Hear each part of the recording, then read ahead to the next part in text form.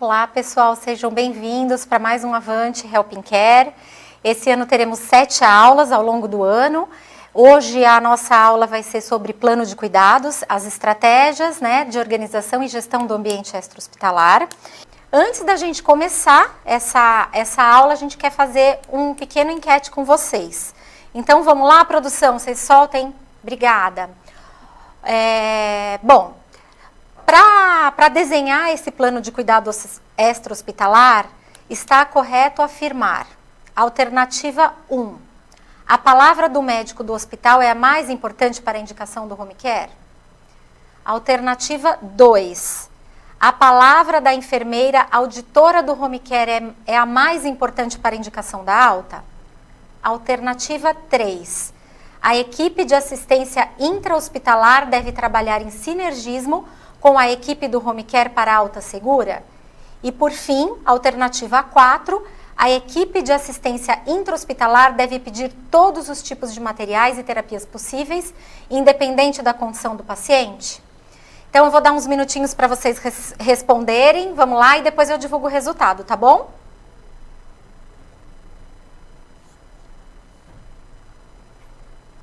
Já estamos computando aqui, respondam.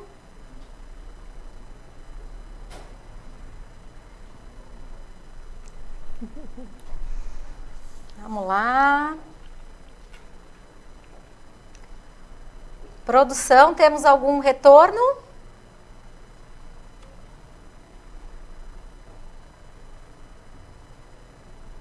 Mais uns minutinhos, ainda temos pessoas votando.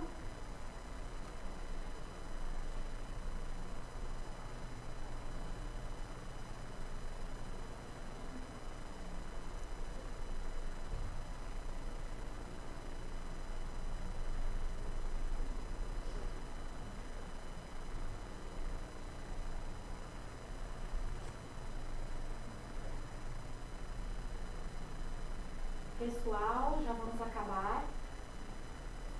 Vamos lá.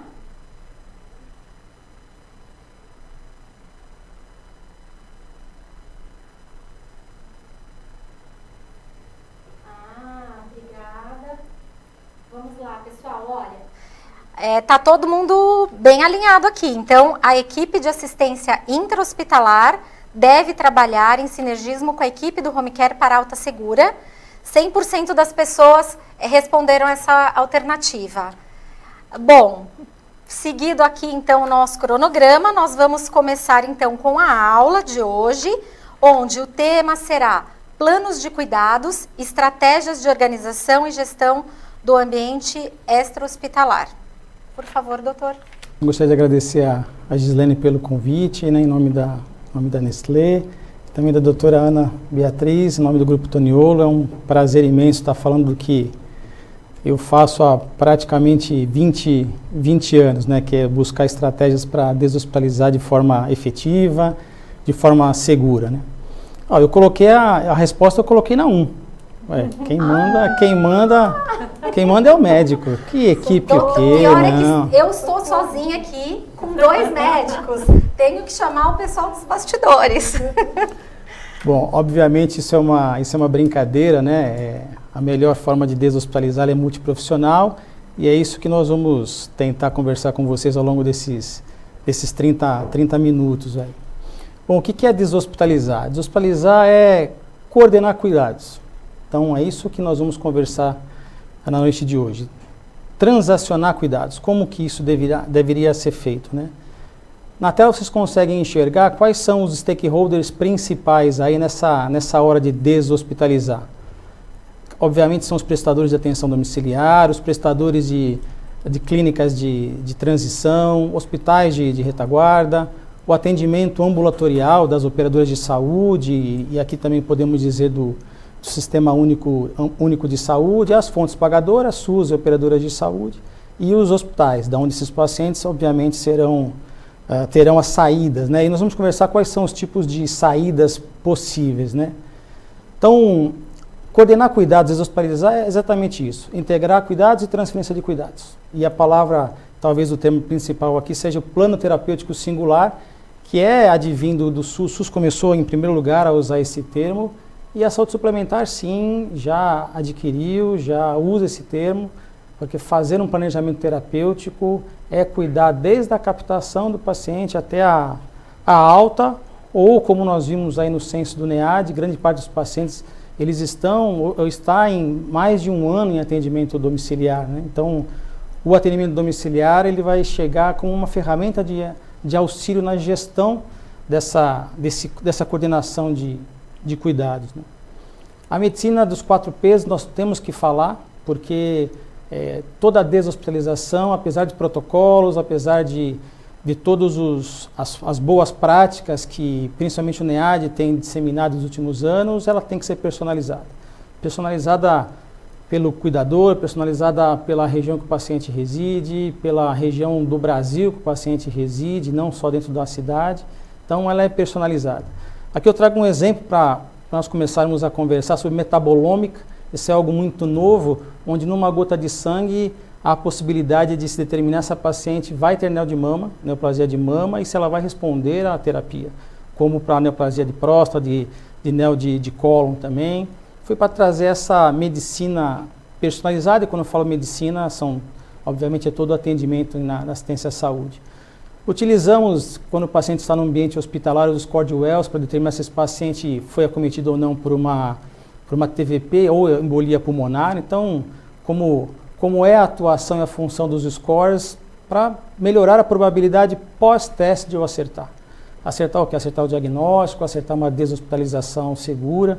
Então, nós vamos conversar aqui sobre Barthel, que eu avalio a dependência do paciente, o CATS da mesma forma. O Barthel é um pouco mais estruturado que o CATS, mas nós podemos utilizar nessa hora de avaliar o grau de dependência.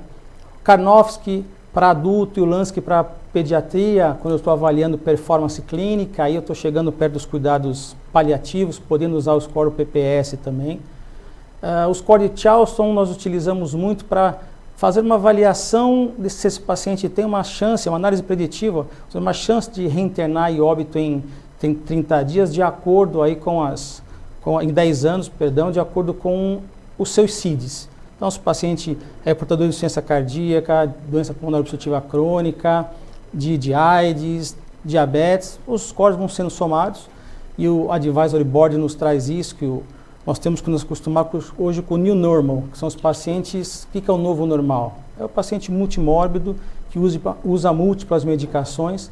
Então, na alta, já falando em estratégia, na primeira visita ou no consultório do médico, ou no atendimento domiciliar, ou na clínica de transição, a conciliação medicamentosa ela é importante. Algo que é o meu dia a dia é usar o score de Lacey para avaliar a chance também desse paciente ter óbito e readmissão em 30 dias. O score de Lacey usa o tempo de internação da internação passada, se a internação foi por via de emergência ou eletiva, usa o score de Charleston e quantas vezes o paciente procurou o sistema de emergência, né, a sala de emergência. Ou seja, eu consigo saber se esse paciente é um multimórbido descompensado ou não, que a estratégia na alta é super importante. Trago alguns dados aqui que, se os senhores puderem guardar isso, fragilidade, funcionalidade é talvez o principal na hora que nós vamos fazer esse plano terapêutico singular. Esse aqui é um trabalho da Faculdade de Medicina de Botucatu, mostrando qual o grau de dependência, usando o CATS e o critério de Friede para falar de fragilidade, num paciente 15 dias antes da internação, no momento da internação, durante a internação e na alta, 30 dias após a alta. O que se mostrou é que o paciente hospitalizado, aqui foi um trabalho feito com idosos, há uma perda funcional aí de 28% a 30%.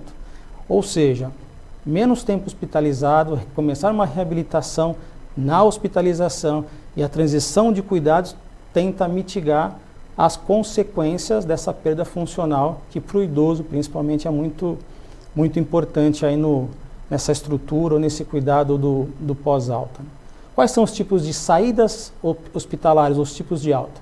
Simples, onde o paciente, como o próprio nome diz, não recebe nenhum tipo de suporte. A complexa, que é o que nós vamos conversar aqui, esse paciente recebe alta por um retorno precoce ao médico, em até 7 dias.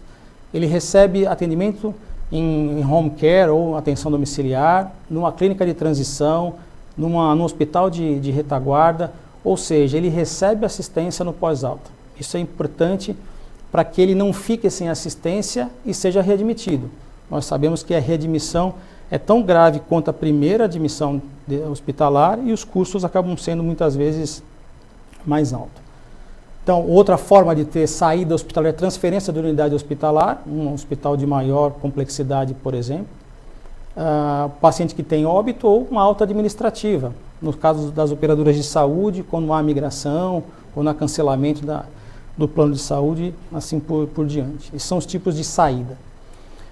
Algo que também eu trabalho muito nos últimos anos é esse tipo de alta. Esses são conceitos do NHS, de governança clínica de 96, que nós aplicamos no Discharge Plan, ou seja, nessa programação, nesse plano de alta. Tanto sendo admissão por via eletiva como via de emergência, é esperado uma estabilidade clínica em algum momento da hospitalização e depois disso, a programação de 20% dos pacientes vão precisar de alta complexa e 80% alta simples. O que nós temos percebido em trabalhos desenvolvidos aqui no Brasil e da literatura? Quem mais readmite? Os pacientes que tiveram alta simples.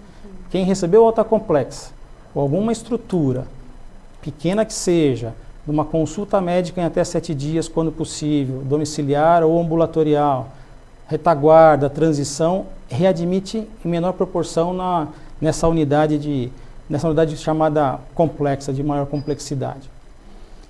Quais são os preditores, então, de longa permanência hospitalar? Os idosos, na idade superior a 80 anos, e se nós olharmos os dados da ANAP, a maior parte dos pacientes acima de 65 anos, eles ficam mais tempo hospitalizados do que a média do adulto jovem, volta a aumentar um pouco o tempo de permanência nas crianças, mas os idosos são os que ficam mais tempo hospitalizados. A Unidas, que é a Associação das Autogestões, tem um índice de envelhecimento em sua carteira, ou seja, o número de idosos dividido pelo número de pacientes até 14 anos, de 191% no seu último relatório. Então, a autogestão cuida de idoso. Esse idoso interna mais. Então, preditor de longa permanência é ser idoso, sinais de fragilidade social, hospitalizações prévias, depressão nutricional. Então, nós estamos aqui num evento da Nestlé. E quanto mais nós estudamos, mais nós avaliamos e temos contato com que o estado nutricional ele é preditor de gravidade, ele é preditor de melhora clínica, né? Durante a internação, por qualquer tipo de doença que seja, o acompanhamento nutricional deve ser feito desde o primeiro dia, para evitar lesão por pressão, né, úlcera por pressão, evitar quando o paciente tem uma septicemia, a perda de peso nutricional grave nesses pacientes com alta demanda. Fatores de dependência, fratura de fêmur no idoso é algo super importante, aí 30% a 40% dos idosos que internam por fratura têm um prognóstico muito ruim em 1 ano, em decorrência do grau de imobilidade e outras causas de imobilidade. Em relação aos fatores associados à readmissão, aqui a gente pode até conversar um pouco mais devagar, porque na estratégia de alta hospitalar e desse atendimento lá no ambiente extra-hospitalar, eu tenho que olhar esses preditores para evitar que esse paciente seja readmitido. Então, saída prematura. O que se fala de saída prematura? São as saídas sem uma adequada alta programada, uma alta médica não qualificada, né? Baixa adesão do paciente ao tratamento. Se formos avaliar os nefropatas e pacientes com insuficiência cardíaca, um dos principais motivos de readmissão hospitalar é falta de uso de medicação, de aderência medicamentosa, de dieta inadequada. Idade do paciente, então, nós voltamos aqui aos idosos. Sexo masculino, eu acho que o homem não sabe viver sozinho mesmo. Doença crônica, paciente que reside sozinho, cuidados de saúde inadequados e procedimentos inadequados de reabilitação. Então, aqui nesse ambiente extra-hospitalar, esses preditores são importantes nesta programação do plano terapêutico singular, né? O que é importante falar nessa transformação? Eu faço projetos, né? E aqui é um canvas de projetos. Eu coloquei da atenção domiciliar, que obviamente é a minha área de maior atuação, mas o que mostra o canvas? O canvas é dividido em 9 segmentos, onde proposta de valor, relacionamento com o cliente, canais, qual o segmento que eu atendo, quais os stakeholders, quanto eu cobro, isso é chamado estratégia. Todo este lado branco, verde e cinza ali de baixo é a estratégia. Quem vai atender, quais são os meus parceiros, quais as principais atividades, quais os recursos eu vou utilizar e quanto isso vai custar, é eficiência operacional. Hoje nós estamos vendo muito valor, qualidade sobre custo. Valor, estratégia, menos eficiência operacional. Quanto melhor eu atender o paciente, quanto mais eu entregar de valor para o paciente e quanto mais eu conseguir fazer com menos custo, isso também eu vou entregar valor, tanto monetário como o atendimento, a assistência ao paciente. Né? E aqui também eu trago como entregar cronogramas em projetos. Então, quando eu deshospitalizo, quando eu falo o setor, quando o setor deshospitaliza, muitas vezes eu tenho que cumprir um cronograma, tenho que deshospitalizar em 24 horas. Muitas vezes isso leva a risco. E quando eu falo de fast tracking são atividades paralelas. Imagina eu ter que ali em cima, em recursos, eu ter que mobilizar o RH, financeiro, tecnologia que o paciente vai precisar, uma ventilação mecânica, por exemplo, uso de outros equipamentos, materiais, a logística de entrega de material e medicamento, transporte, oxigenoterapia, medicamentos, tudo isso, as atividades são feitas em paralelo. Se alguma falhar, ocorre o risco de não deshospitalizar de forma adequada. Então, o que se fala em cumprimento de cronograma usando fast tracking é isso, é usar atividades paralelas. Um exemplo, eu vou deshospitalizar o paciente às 14 horas, marco a ambulância para as 13h30, a ambulância chega às 14h30. Esse cronograma já não vai ser cumprido. Então, são atividades paralelas que não foram cumpridas. Outra forma de eu cumprir cronograma de deshospitalização, por exemplo, ou da entrega do antibiótico no domicílio, é usar o crashing. O crashing eu vou usar mais recursos. E nessa hora eu uso mais recursos, eu vou usar um financeiro a mais. Ou seja, tudo que não for emergência, que for tratado de forma pormenorizada, com mais tempo, eu vou ter um menor custo nessa hora de entregar o valor. Né? Aqui, eu acho que os senhores todos estão acostumados com isso, a deshospitalização para home care, para atenção domiciliar, né? Para retaguarda, para transição, o espectro aumentou demais. Então, hoje, nós conseguimos de ventilação mecânica, aplicação de imunobiológicos, curativos complexos, sendo feito no ambiente domiciliar, no ambiente ambulatorial. Então, as indicações aumentaram demais e a atenção domiciliar, esse retorno rápido ao médico, em até 7 dias, como eu falei no início, são estratégias interessantes nesse momento de transição, né, para depois esse paciente entre numa modalidade de atendimento até de menor complexidade. Onde que nós estamos no momento em relação ao relacionamento com o cliente principal, que é o paciente?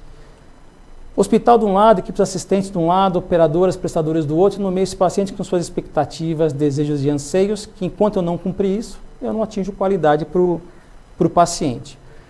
E como eu falei no início, que nós íamos falar de funcionalidade, eu vou aqui passar um pouco mais rápido, a deshospitalização deve ser centrada, como eu falei, no paciente, não na doença.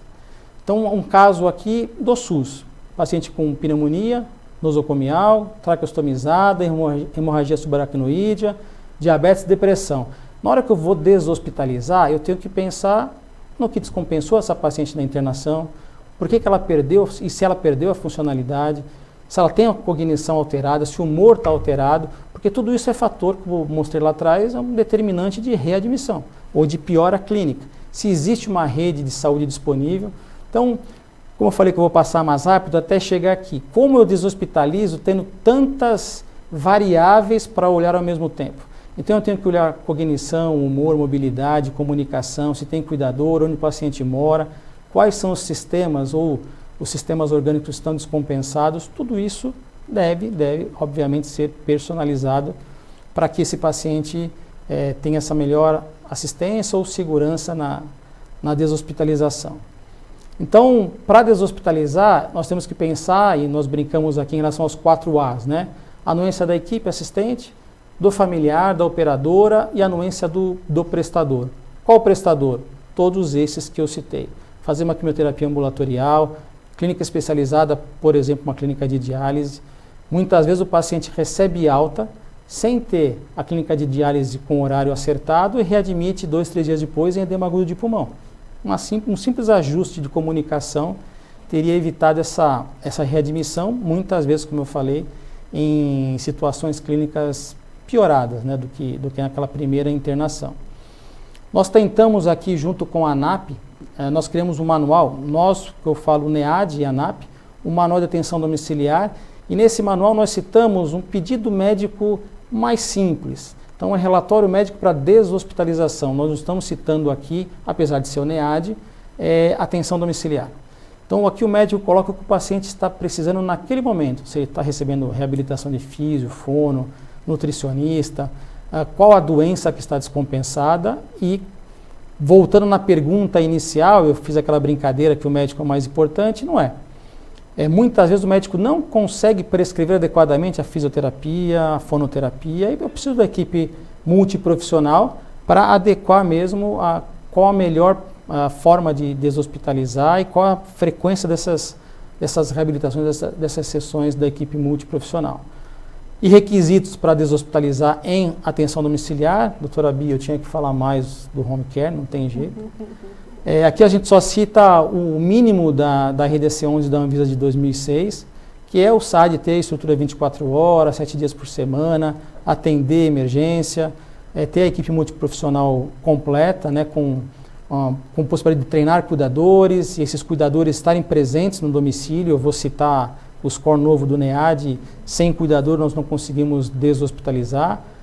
Então, a estrutura, como eu falei, de urgência e emergência, e já passando aí para a nova gestão, gestão de informações, gestão de indicadores, plataformas com integração junto com o hospital e operadores de saúde. Então, a comunicação sendo o principal aí.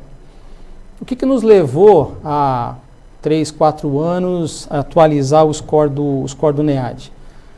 Nós levamos para a reunião o score de Dux para diagnóstico de endocardite bacteriana. Então, se o paciente tem uma válvula cardíaca com vegetação, não há dúvida que ele tem a endocardite. Só vamos saber exatamente qual é o agente etiológico, os motivos que levaram aquilo, mas que a endocardite é endocardite. Foi esse racional que nós levamos então para o score do NEAD.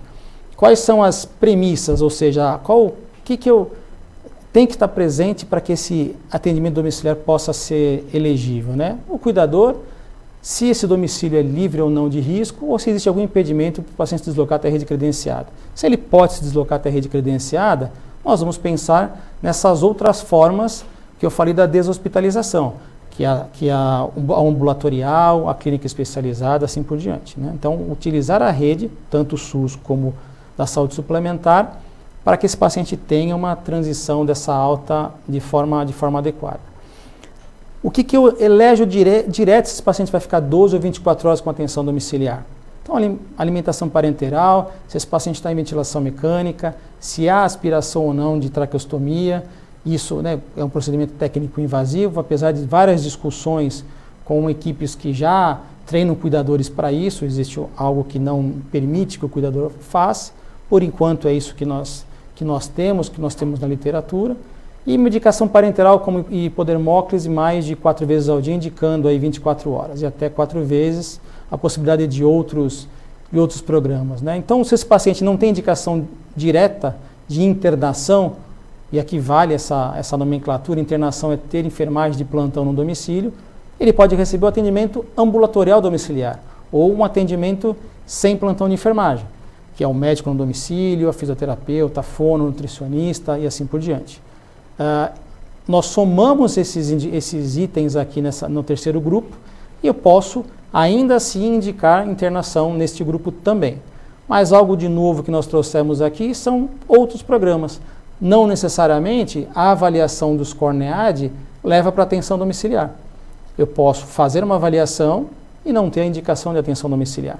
E é isso que é importante na noite de hoje, falar do que eu posso utilizar no extra hospitalar. Coloquei aqui uma imagem de uma implantação de ventilação mecânica. Imagine os senhores que esse paciente ficou internado no hospital de ventilação mecânica numa situação life-threatening, ou seja, de risco de vida, e ele chega agora no domicílio e o cuidador tem que dar conta de, junto com a equipe de atenção domiciliar, avaliar todos esses itens aí dentro dessas caixas. A implantação é um momento de muita importância, já falando na segurança, doutora Bia, na segurança, nessa programação da alta. Esse paciente não pode, por exemplo, ser implantado à noite, em final de semana, numa véspera de feriado turbulento, por exemplo, numa cidade de São Paulo, que tenha enchente. Nós temos que tomar cuidado com esse tipo de implantação. Então, no macroprocesso aqui, por exemplo, esse é um macroprocesso que leva em consideração a avaliação hospitalar, a farmácia da empresa de atenção domiciliar, que faz a dispensação de todo o material, de todo o medicamento, dos equipamentos inclusive, da coordenação do convênio dentro da empresa de atenção domiciliar e da operadora. Então, é uma rede de comunicação, de fluxos de trabalho, de processos, que se não forem bem coordenados, obviamente esse paciente não vai ter uma deshospitalização adequada. Nós vamos citar agora alguns casos, e se a doutora Bia nessa hora quiser interromper, fique à vontade. São 3 casos da semana passada, avaliados em ambiente hospitalar.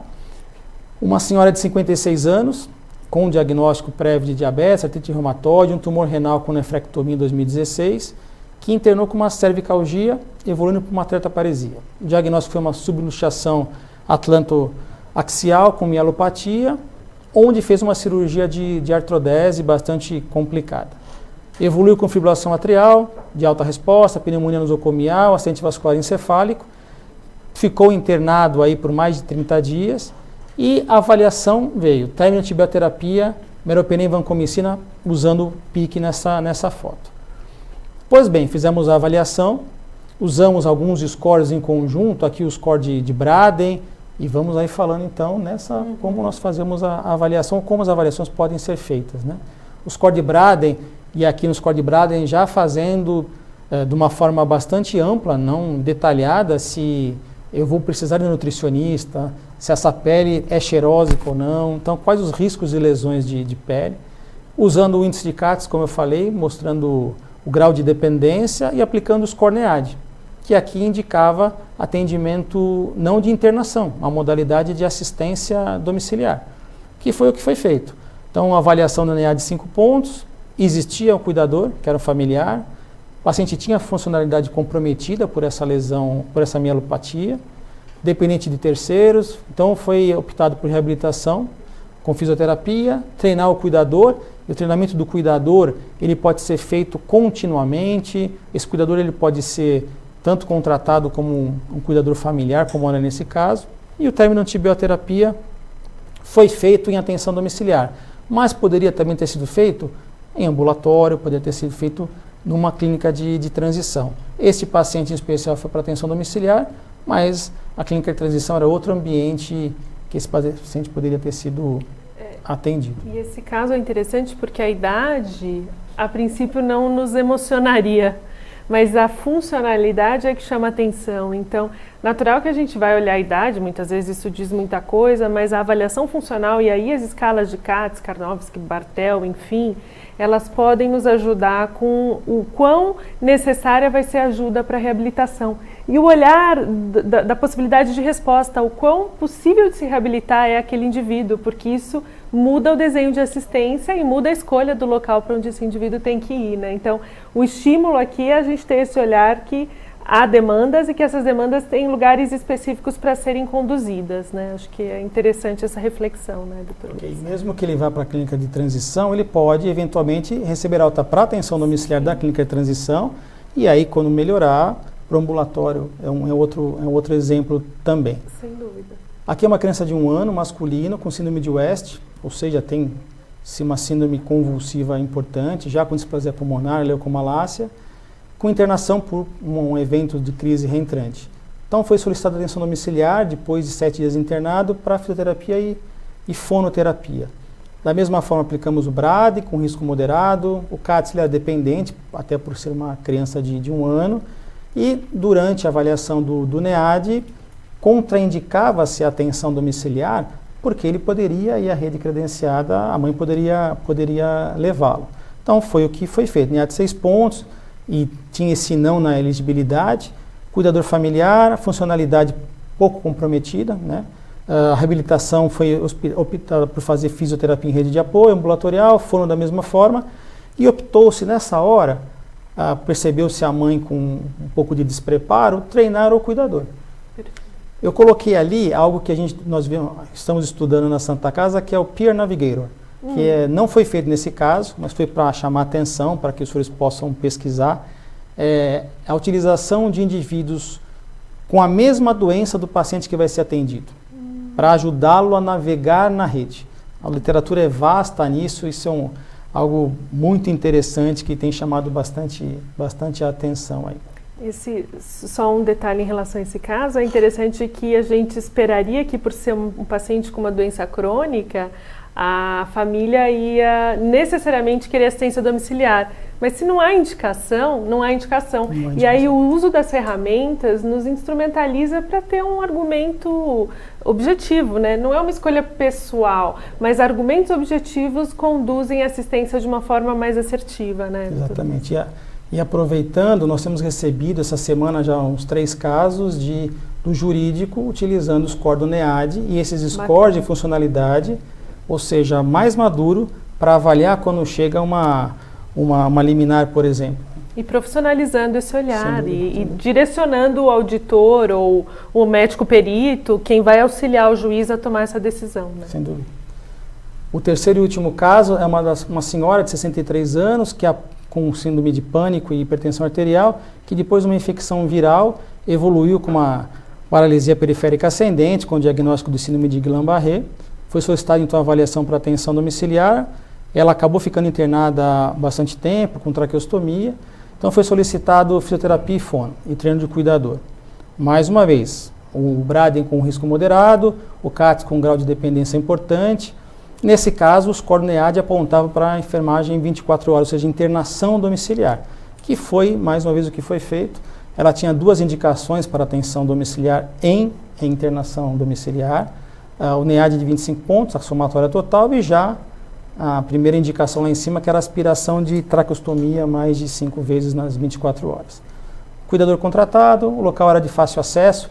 Na deshospitalização de pacientes de ventilação mecânica, com necessidade de equipamentos, com aspiração, com a possibilidade de atendimento de urgência e emergência, o local de atendimento é super importante de ser avaliado. E falando um pouco em relação a essa questão social, até o Ministério da Saúde traz isso de forma muito clara, o quanto que os determinantes sociais modificam a evolução de saúde, né?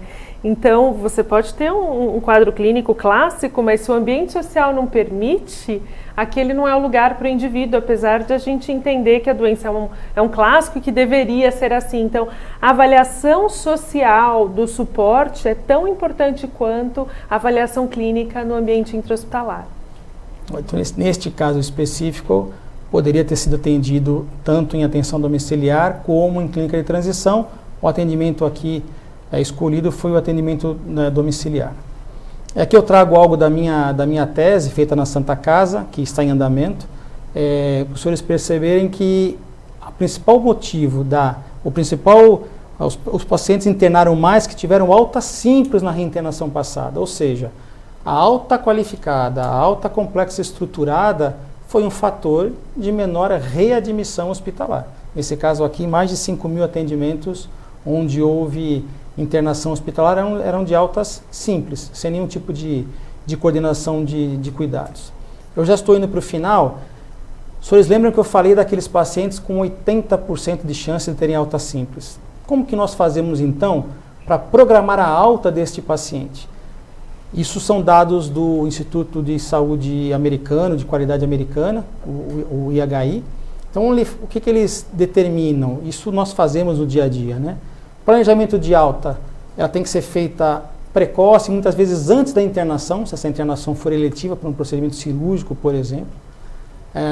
Altas às segundas e às sextas-feiras não resolvem a forma como o hospital gerencia leitos, e os médicos, eles dão, por literatura, eles prescrevem mais altas às segundas e sextas-feiras. Deshospitalização com processos e critérios, né? O checklist nas 48 horas prévias a essa alta é muito importante, e aqui eu já vou treinando um cuidador, que, por exemplo, um paciente que internou, que agora está usando o sono nasoenteral e precisa fazer uma dieta, não adianta receber uma folha no momento da alta para cuidar daquela sonda. Com certeza vai haver broncoaspiração, esse paciente vai desnutrir, esse paciente vai readmitir uma situação pior. E como eu falei lá atrás, a avaliação de funcionalidade. E comunicação muito apurada nessa alta. Nas altas complexas, cabe então aquela equipe multiprofissional, as estratégias, né? Aqui numa foto de baixo é a Santa Casa com a Carol Fono, a Daniele fisioterapeuta, lá atrás o Rafael residente, os internos do 5º ano. Nós passamos visita multiprofissional em todos os pacientes que estão hospitalizados. E como o IHI fala, não é mais trabalho, mas é o trabalho que determina esta alta qualificada. Então é nessas visitas onde a equipe consegue detalhar o que cada uma precisa para a alta. E dado importante é esse estudo feito na Austrália. E aqui é o último slide.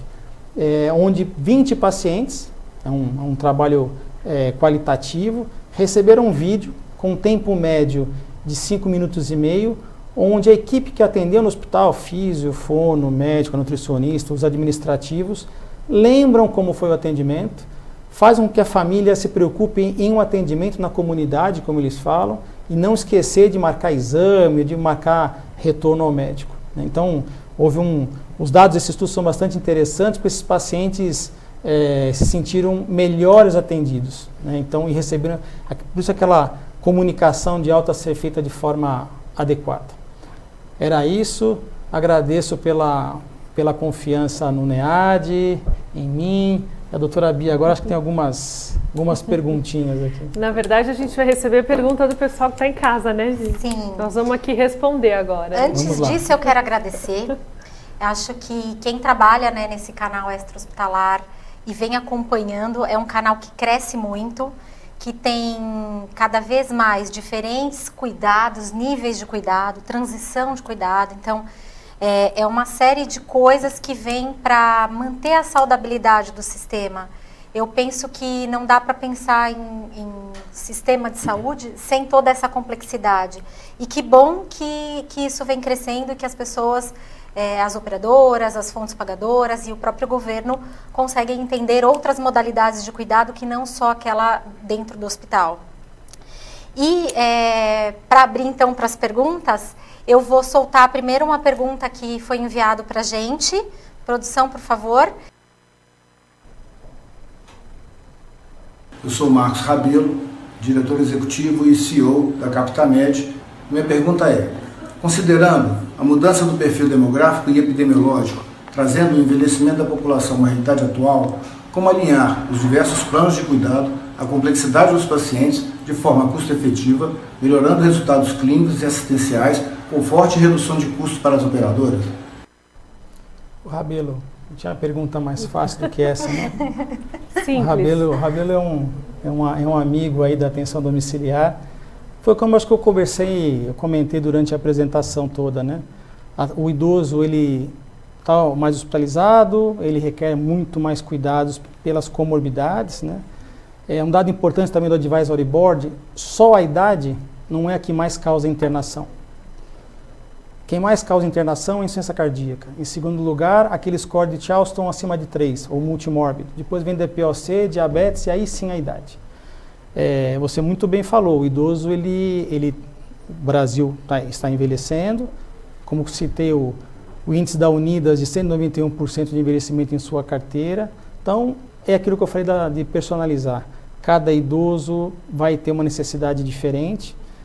Nós conversamos muito com os residentes que cada idoso ele é de um jeito, porque a reserva funcional orgânica é diferenciada em cada indivíduo. O rim durando 140 anos, o olho durando 8 anos, e se eu tenho diabetes, eu tenho hipertensão, eu reduzo a meia-vida deste órgão. Então, cada um vai precisar de um tipo de assistência, de uma forma, de uma dose de medicamentos, e para o idoso é muito mais importante retorno precoce ao médico do que doses pequenas de medicamento. Então, reavaliar. Para o idoso, ele tem que ser muito bem assistido no que diz respeito à frequência de atendimento. Ele não pode usar a rede livremente, porque muitas vezes ele vai se perder no que ele realmente precisa. Então, o conceito de médico de família, esse geriatra que coordena o caso, ele é extremamente importante. É isso mesmo, é o projeto terapêutico singular para alinhar as demandas e o que a gente pode oferecer de cuidado. Ninguém envelhece igual, nós três vamos envelhecer diferente. Isso depende de biografia, de história de vida, do quanto a gente pôde ter acesso à saúde. Então, falar a palavra pessoa idosa, para nós hoje em dia diz muito pouco. É quem foi e como está se preparando para envelhecer. Gente, vamos cuidar, né? Doutora, a Daniele Nogueira de Melo, de Campo de Goytacazes, ela pergunta quais seriam os melhores indicadores de qualidade para serem acompanhados para uma deshospitalização segura. Eu acho que eu vou falar o primeiro grande indicador e daí vou pedir o olhar do Dr. Luiz. O grande indicador é o tempo de readmissão, né? Se você dá uma alta no momento inadequado, necessariamente esse indivíduo volta ao hospital por alguma demanda. Se você dá uma alta para o local inadequado, o mesmo vai acontecer. Então, um grande indicador é o indicador de rehospitalização precoce. É natural que em algum momento esse paciente pode precisar voltar para o hospital, mas esse retorno precoce é um sinal de que alguma coisa deu errado. E a gente tem tendência a achar que o que deu errado é quem recebeu, né? O indivíduo que recebeu não soube cuidar. Quem errou foi quem encaminhou para um lugar que talvez não tivesse condições de fazê-lo ou não preparou essa equipe para receber. O tempo de internação, desta internação passada, diz muito também. Então, nessa linha de raciocínio, esse paciente ficou pouco tempo internado e ele não fez todo o atendimento, a terapia que precisava fazer no ambiente hospitalar e teve essa alta precoce, é importante saber o tempo de internação passada, esse tempo, como a doutora Bia falou, de readmissão hospitalar e outros indicadores como quantos medicamentos, são os critérios de Beers, é importante isso. Quando eu estou falando de idoso, aí voltando à pergunta até do Rabelo, né? Esse paciente multimórbido com múltiplas medicações tem grande chance. Então, o número de medicamentos utilizados, quantas vezes ele recebe alta, ele precisou buscar a rede de emergência, então quantas vezes ele precisou, não necessariamente ele internou, mas ele foi ao PS mais de uma vez. E um indicador importante, tempo de retorno ao médico. Quanto tempo ele demorou para receber visita médica? Idealmente de 7 a 15 dias é um tempo que ele deve receber uma consulta médica para conciliar, como eu falei, como é que foi essa alta. Perfeito, muito bom. A Renata Rodrigues de Oliveira, de São Paulo, faz uma pergunta um pouco específica sobre o score do NEAD. Ela pergunta se, em relação ao grupo de elegibilidade na questão do cuidador, se a resposta for não, se há ou não necessidade de continuar a preencher o score. Sempre, o score tem que ser preenchido na totalidade. Porque, apesar de não, neste momento da indicação ou da avaliação, o cuidador ele é ausente, eu tenho uma indicação técnica. Eu posso, por outras formas, e aí cai no lado da assistência social, que muitas vezes nós somos levados e compelidos a nos preocupar com o lado social. Eu posso discutir com a fonte pagadora. Algumas autogestões, por exemplo, podem e conseguem subsidiar cuidadores. Não há indicação direta, mas eu consigo, muitas vezes, no SUS, creches de idosos, ou não sendo, nós temos a tendência a falar de idosos, né? Mas qualquer pessoa pode não ter um cuidador e estar com uma funcionalidade comprometida. Então, sim, eu tenho que continuar preenchendo até o final para ter essa discussão posterior dessa outra modalidade que pode ser ofertada, por exemplo. Não tem cuidador, mas pode ir para uma clínica de transição que tenha familiar, uma retaguarda. Então, eu tenho que continuar preenchendo, sim. Tá certo. Eu penso que informação é tudo, né? Quanto mais a gente conhece, mais a gente consegue fazer o caminho correto. O plano de cuidados, né? Porque o que o Dr. Luiz colocou muito bem, as altas sem planos de cuidado, ainda que pareçam simples, elas têm uma tendência a não dar certo. Isso aí, muito bom. Pergunta ainda, essa não sei qual de vocês dois vai querer responder, mas é uma pergunta de Lindomar Silva de Souza. Ela pergunta para falar sobre os 7 Is da geriatria. 7 Is. Na verdade, de uma forma resumida. As síndromes geriátricas. Na verdade, na prática, a gente não usa Lindomar? Lindomar, essa definição ela é mais teórica do que prática. Na verdade, as síndromes geriátricas, elas ajudam a organizar o pensamento. E aí, pensando em instabilidade postural, alteração cognitiva, eu sugiro desengessar, não existe essa palavra, inventamos agora. Não engessar tanto... Mas entendemos o que ela quer dizer. Não engessar tanto em regras tão claras, mas entender que cada vez mais a geriatria vai se preocupar com o que o paciente tinha de reserva antes da internação. Então, como ele era antes, como ele evoluiu com perda funcional, e aí a funcionalidade mais importante do que qualquer diagnóstico. E aí os diagnósticos que eles têm, sejam as grandes síndromes ou não, eles vão direcionar eventualmente o ambiente de cuidado junto com a funcionalidade. Então, o exercício agora é olhar a funcionalidade antes do diagnóstico sozinho, tá bom? Lindomar, acho que eu sou um pouco professor de cursinho, eu adoro essas coisas de os 10 Ds do emagrecimento, os 7 Is. Mas eu falei muito aqui de um I que é importante, que é a iatrogenia. Então, dessa interação medicamentosa ou de overtreatment, né, tratamentos que não deveriam ter sido feitos, por exemplo, cuidado paliativo. O idoso sofre muito com isso. A insuficiência intelectual, que são as demências, é difícil, muito difícil tratar de um paciente no ambiente domiciliar, que seja demenciado, que não tenha cuidador adequado, e só fazer medicação para os sintomas comportamentais não está hoje dando conta. Então, como a doutora Bia falou, obviamente os 5 Is, os 7 Is são importantes, porque você pode na sua cabeça pensar na forma de fluxogramas. Eu penso na forma de fluxograma, eu acho importante pensar dessa forma, mas sim, toda a apresentação passou pelos 7 Is, principalmente naquele fluxograma da funcionalidade. Eles estão os 7 Is estão acabam estando presentes naquele fluxograma. Ajuda muito a organizar o pensamento, mas não engessar. Não engessar. Isso. Bom, a gente já está chegando no fim, mas eu vou fazer uma última pergunta. Na verdade, não é nenhuma pergunta. A Daniele Nogueira, ela pede para que vocês resumam de uma forma prática quais são as etapas primordiais para esse plano de cuidado, para ele dar certo. Doutor Luiz. A avaliação, como eu falei, eu acho que ela é fundamental.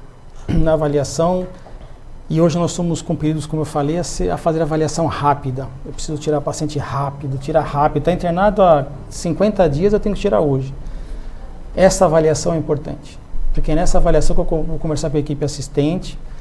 Os hospitais que hoje possuem núcleos de gerenciamento de alta é um ambiente muito melhor para essa discussão.